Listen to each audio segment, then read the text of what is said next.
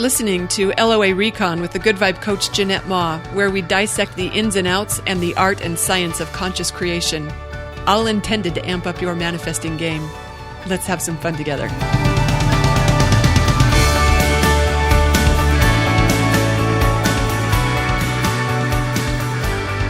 So here's another manifesting story ripped from the real life pages of my life. My friend had borrowed my car and he got pulled over by the police for expired tags, which couldn't be so because I had renewed the tags like 5 months ago. There's no way that I wasn't current on the registration, but police looked it up, said it was expired. There was no tag actually on the car. When I called my shop, they said, you were going to have to call DMV. When I called DMV, they said, you're going to have to call your shop. This car's expired. Oh, what? No, that's not how it's supposed to work. And I kind of felt like my shop was letting me down here because I had a receipt for the work for when I took it in for them to renew the registration.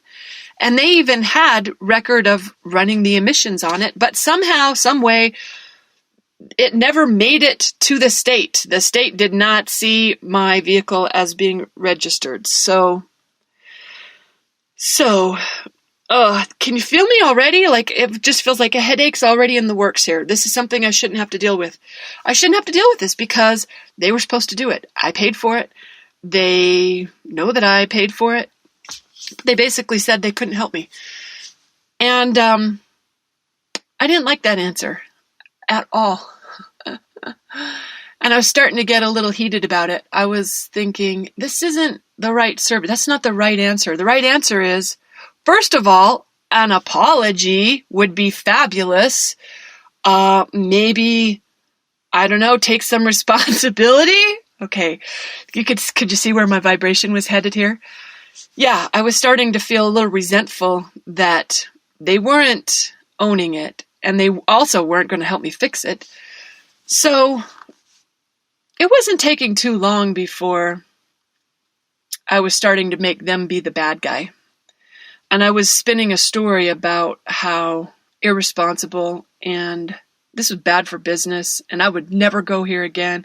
Can't believe I gave them as much business as I have. I've given them a lot of business. These are not good vibrations. And I recognized what I'm in the works of right now. I'm making an enemy. I'm making these guys out to be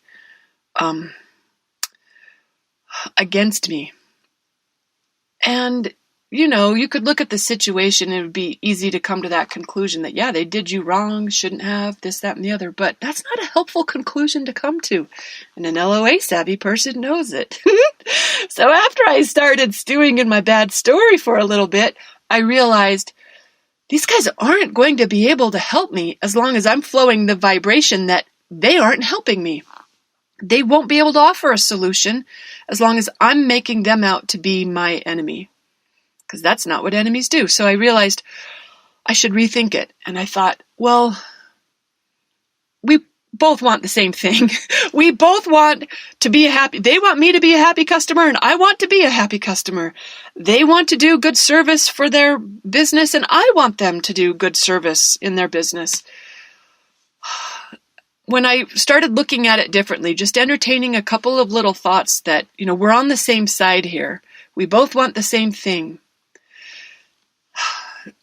I kind of gave up the battle that I was doing, the vibration that I was starting to conjure that, you know, were at cross purposes. Instead, I put that down and I let them help me instead. I let them be someone who could make it right. I let them be someone who cared what I felt and how this turned out. And this was all happening while they had told me they couldn't solve this problem without me bringing my car down. I'm like, really? You got to see my car there to look it up on the computer for real? Whatever. So I drove it down there one day, and then so I took it in, and the guy couldn't figure it out real quickly, and that's when he said, well, could you come back? Well, no, you know what? I don't have a friend waiting in a car outside. It's a 30-minute walk from my house. No, it's not really super convenient, but he saw Harvey there. He's like, maybe you could take your dog for a walk. And I realized, me getting hot about this isn't going to help. So I said, okay, how long? And he said, 15 minutes. He said, couple minutes. I said, like 15? He said, 20. So this was on my walk. I'm rethinking this, and I am not making an enemy here. And I got back to the shop after a walk with Harvey, and I made a point of enjoying it and not fuming so that I wasn't just flowing more bad vibrations that would build this problem into something even bigger. And it wasn't that big a deal. Hello. Worst case scenario, I have to drive it down to someone else and pay a fine or whatever, visit DMV in person. I mean, it wasn't the end of the world. But I still didn't like it.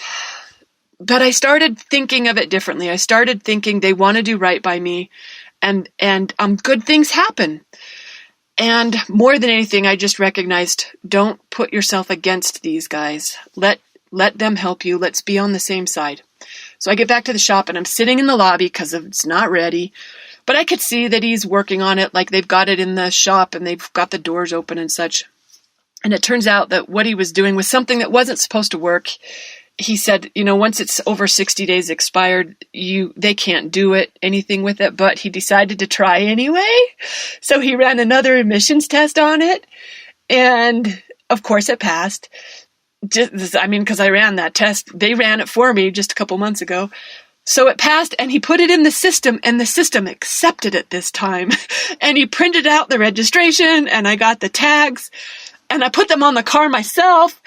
And I kind of felt like that was how it works out when I'm willing to not do battle with someone who it looks like is trying to do me wrong. And I got lots of opportunities to practice that in other ways. I see a lot of colleagues, a lot of friends who we're creating some enemies in the political arena lately. I don't want to elaborate on it because that's a kind of frustration that's a little bit harder to talk myself out of. So I just stay away from that topic if I can. But I don't want to make any enemies in the government. I don't want to make any enemies in, my latest example has been I've got one I probably better not share because they sometimes listen. But there was another one in my internet service provider. Ooh, I still got a little attitude. Could you hear the way I said it? Haven't made some full peace there.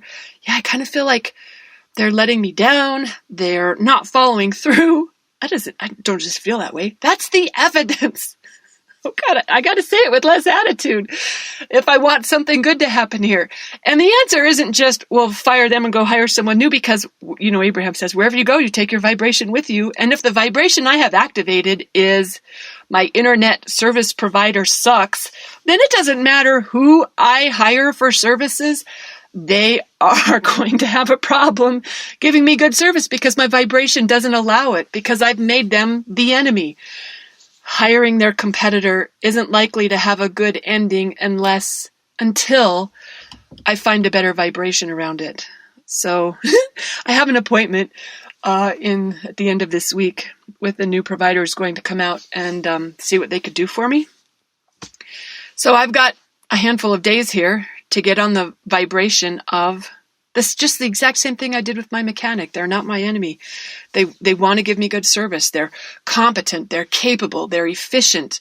They're productive. They're friendly. They're supportive. They're fun to work with. They're responsive. Like I can admit all the good things that I want, all the things that the contrast I've experienced has inspired me to. That's all I got to do is turn my head over there. Remember Tony Robbins when he's at race car driving school and the instructor says, whatever you do to control a skid, whatever you do, don't look at the wall. That's your natural reaction to look at the wall, but the car will go wherever you are looking. So you have to remember to look at the track when the car starts to skid. Tony laughs him off. I teach this for a living. Ha ha ha. I know all about this. They go out in the track. The instructor initiates the skid when Tony's not expecting it. And he said, he's like a deer in the headlights staring straight at the wall. And his instructor has to reach over and physically turn his head to look at the track. And that's all we're doing. It's remembering to get off of the contrast and onto what that contrast created, onto what we want, what we prefer, what would feel better. Whether it's related to our topic or not, just find some way to feel better. That's what allows solutions to come in. So that was the inspiration behind the post that I wrote recently about not manifesting an enemy that, no, it doesn't matter how justified we feel about it, how much evidence we have that they really have done us wrong. It's a vibration that we don't want to roll with that one too long. We don't have to be in the contrast for that long in order to conjure up something amazing.